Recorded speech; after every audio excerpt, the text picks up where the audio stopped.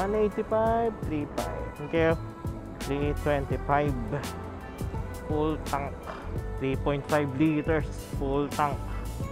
So may 1 liter pa natitira sakali. Ubusin na natin tong gas na to bago tayo umuwi. Uwi lang tayo ng bahay kapag nag-blink na ating gas gauge. Ganun pa man guys, what's up? Township Vinci here. Good morning sa inyong lahat. Very good morning sa inyong lahat. Pero panigurado tanghali nyo na papanoorin to kasi tanghali ko ma-upload itong vlog na to. And speaking of vlog pala guys, gusto ko lang gumawa ng classic moto vlog na kung saan mag-quick ride lang tayo, tapos nag-explain ako, nagsasalita ako at kung ano-ano pa. Kasi may gusto kong parang i-explain sa inyo or i-reveal in regards sa status ng aking mga motorcycle. To be specific, yung Yamaha Aerox and Yamaha NMAX.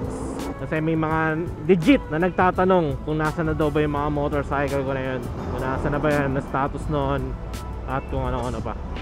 Pero bago ko explain sa inyo guys yung mga nangyari sa motorcycles na yun, gusto ko muna kayo bigyan ng parang quick context man lang kung saan ako nanggagaling, para magka-idea kayo kung ano yung pinanghugutan ko, kung ano yung pinanggagalingan ko at kung ano-ano pa. Ang totoo kasi niyan, ayoko na talaga mag-explain, ayoko magbigay, ayoko magbitaw ng mga salita dito sa vlog. Kasi may ilan na nanonood sa akin o sumusubaybay sa akin, ginagamit yung mga nabibitawan kong salita against sa akin. I've decided na parang kung ano na lang ipakita ko sa inyo, yun na yun. Baga kayo na lang bahala mag-isip kung anong gagawin ko sa motor, kayo na lang bahala mag-imagine kung anong plano ko sa motor. Baga ayoko na magbitaw ng mga sinasabi ko or mga kung ano-ano pang pwede kong sabihin dito sa pagbablog. Kaso may ilan kasi na talagang legit na nagtatanong regarding kung anong plano kong gawin, kung anong gento-gento kong gawin, ganyan. Inaabangan talaga nila kung anong gagawin ko sa isang motorcycle na nabibili ko or nagagamit ko or so and so forth. At the same time, nakaka-feel ako ng parang konsensya. Tutusin, legit naman yung tanong, legit naman na talagang sumusubaybay, legit naman talaga na aabangan. Tapos bakit parang feeling ko hindi man lang magbibigay ng parang reason, para na lang din sa ikatatahimik ng aking konsensya. At the same time, para masatisfy na rin yung mga gusto nyong malaman, sasagutin ko na, especially sa mga nagtatanong kung ano bang nangyayari sa aking ibang motorcycle.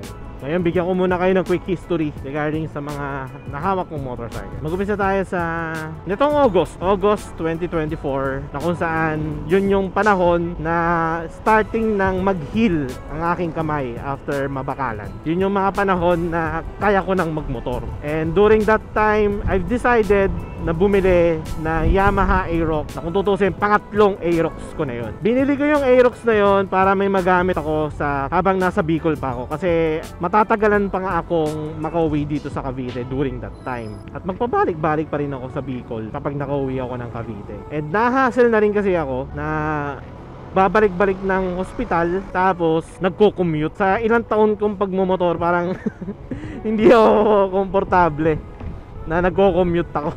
Ganun. Kaya kako, what if, since kaya ko naman na magmotor, bili na lang ako ng kung ano man pwede kong mabiling motorcycle. And yun nga, Yamaha Aerox ang aking nabili. Fast forward into September something, since pabalik-balik na rin kami ni Casey ng hospital at naangkas ko na si Casey papuntang hospital, dumating sa point na hindi siya komportable na nakasakay sa Aerox. Kaya nagganap pa ako ng mas relax na motor, which is yung Yamaha NMAX. Sinwap ko yung Aerox for that motorcycle. Nung nagstay sa akin yung NMAX, pinormahan ko, binilan ko ng mga aftermarket parts kasi I'm kinda decided na magtatagal sa akin yung motorcycle na yun. Nabibigay yung comfort na hinihingi ni Casey, nabibigay din yung satisfaction na hinihingi ko. Kung tutusin, inuwi ko pa nga yun ng Cavite. Nag long ride ako using that bike. I'm kinda decided talaga na ikikip ko muna or magtatagal sa akin yung motorcycle na yun. Kaso, sa twist ng aking buhay, dumating ako sa point na since kaya ko nang magmotor, kaya ko nang gumamit ng mga motorcycles na mabibigat, may nakita akong parang big bike bagay sa akin na pinapangarap ko rin talaga. Naging kwera ko sa big bike na yon, hinahabol ko yung big bike na yon. Kaya dumating ako sa point na mag-decide na ibenta ang aking Yamaha NMAX para lang mahabol at mabili yung big bike na pinapangarap ko. Kasamaang palad, hindi ko siya nabili kasi hindi sumang-ayon sa akin yung mga bagay-bagay sa buhay. Nung nakita ko sa yung big bike na yon is nasa Bicol ako during that time. Di pa rin ako makauwi ng Cavite para sa big bike na yun kasi may mga hinihintay kami schedule sa hospital. Pinakasiyuan at kinausap ko yung tropa kong si Daniel para kunin sana yung motorcycle na yun. Kaso hindi magtugma yung schedule ni Daniel tsaka yung schedule ng seller. So parang dun pa lang napapaisip ako na para sa akin ba talaga to? Bakit parang hindi sumasang-ayon sa akin yung mga bagay-bagay? Andito na yung pera, bibili na lang yung motor, pero bakit ayaw pang ibigay sa akin? Bakit parang hindi pa ako mabigyan ng pagkakataon na mabili yung pinapangarap ko na motor? Hanggang sa dumating sa point na nabenta na yung motorcycle. Kaya yung perang nakuha ko with Yamaha NMAX is tinabi ko muna. Hanggang sa dumating sa point, nagkaroon ulit ako ng panibagong opportunity na what if ipambili ko na lang ng dedicated bike for long ride. Total, yun din naman ang gusto kong mangyari. Yun din naman talaga yung pinaplano ko na magkaroon ng mga motorcycle na dedicated for this purpose. So nung naganap ako ng ADV, wala akong makita na pasok sa budget ko.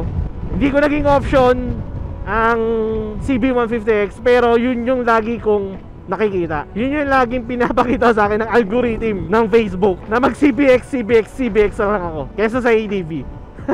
So ayan, nung may na-inquire na yung CB150X, salamat kay Daniel at nabili yung CBX ngayon na nasa aking garahe. So yun ang nangyari sa Yamaha NMAX. Hindi ko sana ibibenta, pero akala ko kasi makakabili na ako ng big bike. Kaya ako, kung hindi pa talaga para sa akin yung bagay na yun, edi sige, ibenta ko na lang muna at bumili na lang ng ibang klaseng motor. Kaya I ended up with CB150X. Ngayon naman, yung isang Aerox na binili ko rin sa Bicol. Kung matatandaan nyo, di ba binenta ko na rin yung aking Supra GTR 150. Yung natirang pera sa pinambili ko ng CB150X, dumagdag doon nung nabenta ko yung Supra GTR 150. So yung budget ko medyo tumaas.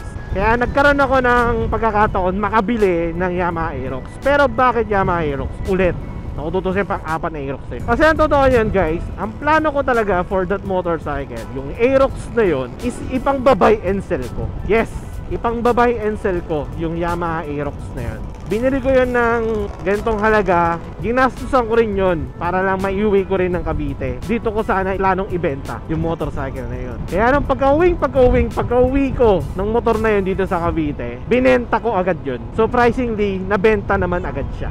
Ngayon, nung nabenta na yung Aerox, ang natirang motorcycle na lang sa akin, Raider 150 Fi, CB150X, tsaka Yamaha MT-03. Ang isa pa niyan, bago ko bilhin etong Honda Airblade na to, plano ko talaga sana ipang buy and sell na lang din kung ano man yung pwede kong mabili sa mga ganong klaseng presyo or what. Kumbaga, yun na lang ang gagawin ko. Kaso, napansin ko kasi wala akong mabiling motorcycle na papasok sa budget ko. Kung may mabibili man ako motor, siguro matatawaran ko pa, pero matagal matulog yung perang gagastusin ko. Kumbaga, nakatabi lang yung pera. May bibilin man ako, hindi ko rin sigurado kung mabebenta din ba agad.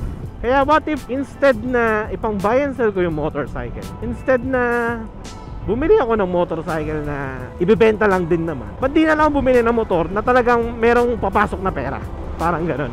Na instead na matutulog yung pera, instead na matatambak yung pera, what if bumili na lang ako ng motorcycle na gagamitin ko pang pasok ng pera? Kasi may mga nangyayari talaga sa buhay natin na talagang hindi natin controlled eh. May mga gusto kong gawin, may mga plano akong gawin. Nasa ano ko na siya, roadmap ko na kumbaga. Kaso may mga nangyayari na hindi mo talaga makontrol eh. Kaya ganun na lang din yung parang ayoko nang magbitaw ng mga salita sa inyo. Nagsasabi ako ng plano, tapos di naman nangyayari kasi nga may mga nangyayari hindi ko rin naman control. Bumabalik lang din sa akin yung mga sinasabi ko na yun, yung mga binibitawan kong salitang yun. Like for example, ito sasabihin ko sa inyo, di ba, na kaya ako to binili kasi gagamitin ko for ganitong purpose, etc. Which is yun naman talaga yung nasa isip ko. Yun naman talaga sana yung gagawin ko. Pero what if may mangyari naman na hindi maganda, may mangyayari na naman na hindi ko control, so parang babalik na naman sa akin, di ba? Pwede nyo sabihin na, oh, kalo ko ba idol, kaya mo binili yan kasi gagamitin mo sa ganito, sa ganyan. pero ba't ngayon ganito na ganito. Ngayon, kaya yan, as much as possible ayoko na talaga magsabi, ayoko na talaga magbitaw ng mga salita. Pero since gusto nyong malaman, okay, yan. Bigyan ko na lang din kayo or ang aking dahilan para lang magkaigiya kayo. Pero sa akin lang, ang pabor na lang sa akin is, like I've said, hindi ko control ang buhay ko. May mga nangyayari sa akin na hindi ko alam na bakit nangyayari yung mga ganung bagay. Kaya kung may mga nasabi man ako tapos hindi ko nagagawa, pasensya na, tao lang. Kumbaga, pasensya na kung hindi ko natutupad, pasensya na kung hindi nangyayari, pasensya na. Pero maraming salamat kung naiintindihan nyo ako, naiintindihan nyo yung sitwasyon ko. I'm not sure kung may mga ganyan din pangyayari sa inyo, tipong may plano kayo tapos kapag mangyayari na yung plano nyo, biglang may magdi-detour. Kumbaga, instead na yung roadmap nyo is padiretso, mapumunta sa kaliwa, mapupunta sa kanan, parang gano'n. Kaya yun, basta sa akin lang is, yan yung storya ng dalawang motor na yan, yung Yamaha NMAX tsaka Yamaha Aerox.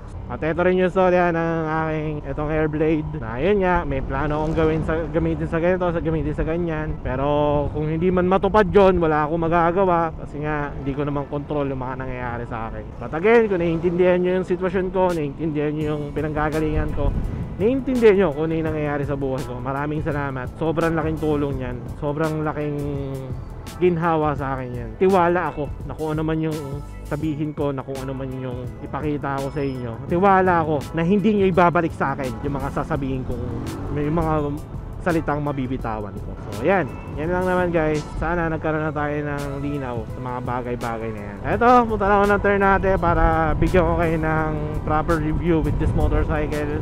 Pero sa ibang vlog na lang yun. Kaya for the meantime, dito ko na tatapusin ang vlog. Maraming salamat sa pag-like, sa pag-share. Maraming salamat sa pag-comment. Hintay na lang ng review ko with this motorcycle. So, yun. You know the drill. Ride safe. Peace out.